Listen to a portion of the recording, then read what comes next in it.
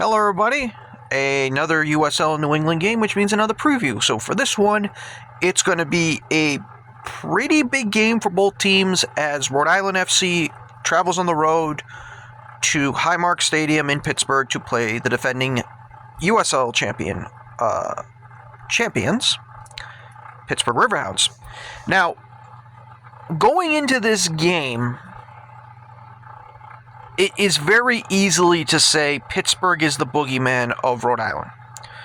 Very, very easily. Because Rhode Island, in their history, scoring goals is like plucking teeth. It is painful to score against this Pittsburgh team. And that even goes when Bob Lilly was here.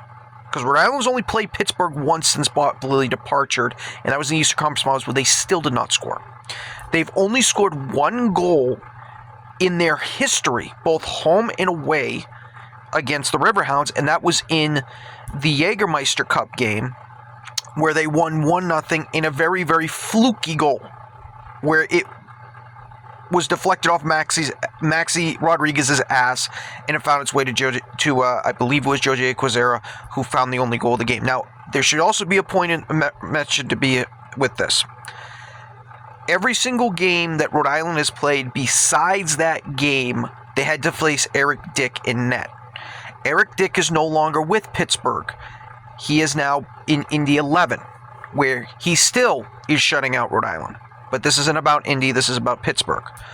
So this game is going to be big for both sides. The question is, can Rhode Island break the curse that is Pittsburgh and find a way to score goals? Now, doing some research for this game, I found some interesting stats out for both sides. Now, I know there's people that keep saying that Rhode Island has the fourth best offense in the league. That is a bloated misinformation. That is what that is. Because you can't be the fourth best offense in the league and have 9 of your 14 league games score one goal or less.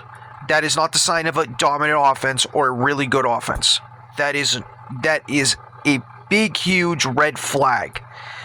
And it gets even worse when you look at playoff teams that are currently in the playoffs, excluding the Charleston Battery, which, again, I have to stress this, because I stressed it to another guy, and he did not want to hear it. When they played the Charleston Battery, they were not the Charleston Battery that they are right now. They were in a funk. They were in 6th place. They were close to falling out of the playoffs entirely. That is when Rhode Island beat the snot out of them. And it was kind of, I think, a wake-up call for the Battery, and all of a sudden they have been on a tear since then. Rhode Island's offense has not been good this year. It has not been. You go to any Rhode Island home game, they have not been good. I have people in the stands constantly telling me that. Like, when they bring people and they go, so what's going to happen tonight? And they all joke and go, nothing, because nothing usually happens in these games. Because they're right. Offenses are like goals are few and far to come between. It's kind of a joke. And Rhode Island offensively, and the reason why I bring up recently, coming into this game, they can't score on the run. They can't. Or on the rush, not the run. 2 of their last 3 games. Their last game that they played against Hartford was on a corner kick. Didn't score again in the run of play. The previous game, they went to Sacramento, scored during the run of play when they were creating some chaos. That counts. The week before, home against Orange County, they scored on a corner. That, again, is another case of they haven't scored in the run of play. 2 of your last 3 games, you've only scored 1 goal in the run of play. That's not a good offense. That is a struggling, pathetic offense like what I called, which they don't want to hear. Another thing I noticed, that, and this is a fact, the reason I want to bring up that Charleston game. So, April 22nd against Charleston. I brought up Charleston before. That is the last time that Rhode Island against a playoff team or a team fighting for a playoff spot, they've scored multiple goals against. The 2 teams that exclude that are Brooklyn and Loudoun, and we can agree on both of them sucking ass. They both suck. So That's why I threw them out. Because, again, you can't pound your chest that you beat that team really well, excuse me. So that's why Rhode Island needs to figure out their offense, and fast. It doesn't matter who puts the ball in the net. I would normally go here and say these people need to have a big game. It needs to be a team effort here. When you've only scored one collective goal against this Pittsburgh Riverhounds team, it doesn't matter who puts it in at this point. Someone just needs to score. And that's when I was doing some research on the Pittsburgh Riverhounds this year. Pittsburgh is kind of similar to Rhode Island this year. When I say similarity, I'm talking about like scratching your head moments. Like, how are you drawing to this team? How are you not scoring any goals? So, to give you an example, everyone wants to talk about the Pittsburgh Riverhounds and their national TV, their game they had on national TV, where they beat Louisville 3-1, but it was more about Amon and his hat trick, which I've never seen a hat trick that quick before. I think the last time I saw something similar to that was probably when Lewandowski came in and scored 5 goals right away. That's about as similar. But before that, Pittsburgh was in a runt of their own. So, to give you an example, before they played Louisville, these were their 3 opponents. I'm not even going to give you the locations because it doesn't matter. Hartford, Brooklyn, and Jacksonville. All 3 of those teams below. They suck. Okay? And you would think you are not losing a single game in any of those 3. You got Hartford, who can't score. Jacksonville, who's inept, who hasn't won a game at all in this level since they've been promoted from USL 2. And then you have Brooklyn, who can't defend. That's who you have for Pittsburgh. But leading up to the Louisville game, they got 1 point. That point was against Hartford in a 0-0 draw. You then got shut out by Brooklyn in a game where I believe you got a red card in it. And then you lost to Jacksonville on the road. That is a horrible stretch. Those are games where you should be gaining ground on your opponents in the Eastern Conference. And you completely shat the bed. So that's why I look at that stretch, and that tells me more about them than your national TV win against Louisville at home, which I understand will give you some momentum coming into this game. But if you don't win against Rhode Island, you're back in the muck again.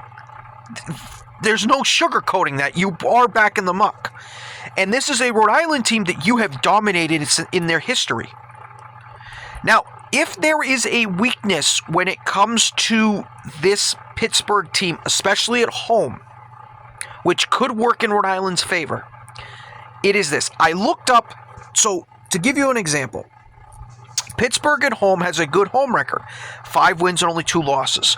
They've scored 11 goals, they've only conceded 7. Pretty good. For Rhode Island, not as good on the road. Only 2 wins, 4 losses, 11 goals for, 11 against. So, obviously, Rhode Island on the road defensively is not as good. Again, just to point that out there. I think we kind of know that for Rhode Island, that defensively on the road, they have not been as good as they have been defensively at home. But this is something that I didn't realize with Pittsburgh. Pittsburgh hasn't conceded at home in the first half all year. So in their 7 games, they've conceded 7 goals in the second half. So that could be something for Rhode Island. And the reason why I mention this is 8 of their 11 goals that Rhode Island has scored in the second half, like I said, have been on the road. 8 of 11. So Rhode Island has shown offensively this year on the road, They have scored their goals in the second half. Now, again, the game against Sacramento went against that trend because they scored in the first half and they didn't score in the second half. But totality for the season, they have been a better second half team offensively than the first half team. So I would not be surprised here if this game is low scoring, if not scoreless in the first half, and all the actions in the second half. I would not be shocked at this at all. I wouldn't. Especially if Rhode Island can keep a clean sheet in the first half. Which, I'm not saying they can't. I'm not saying they can't.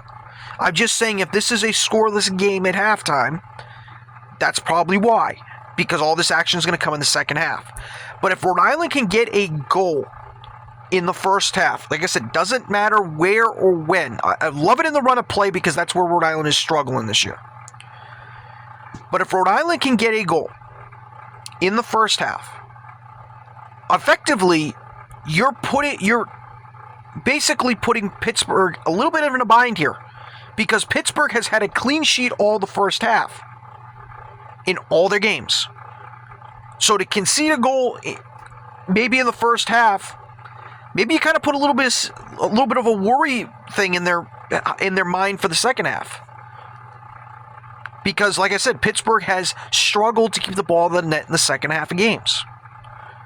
That's why it's going to be another important reason for Rhode Island to keep this close going into the second half. You cannot fall behind this team like 2-0. Because that's like a kiss of death when it comes to Pittsburgh. If you're trailing by multiple goals in Pittsburgh, you're not coming back to win that game. That's basically how I feel about any team going into Pittsburgh. You trail by multiple goals, you've already lost the game. So let me see if I can find some more stats. I had some written more.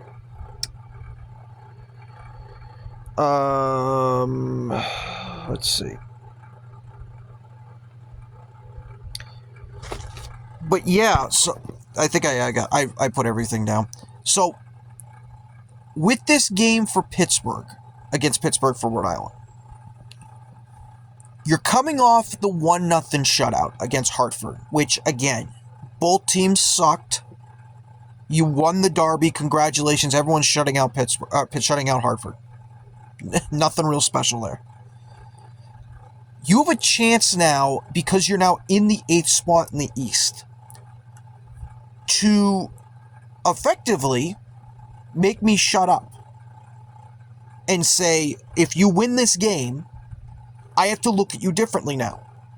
Instead of you being a fringe playoff team that I think that's not going to make it, I have to now consider you to be maybe you are a playoff team, because I don't see it. Now, I don't expect this new kid that they got, which I did a video on yesterday, I don't expect him to be in the lineup, considering they would just announce the signing last night, or yesterday. Not last night, but yesterday. So I don't expect him to be an impact. Could he be on the bench? Absolutely, but I don't think he's going to do much in this game. I would probably say next week we might see him.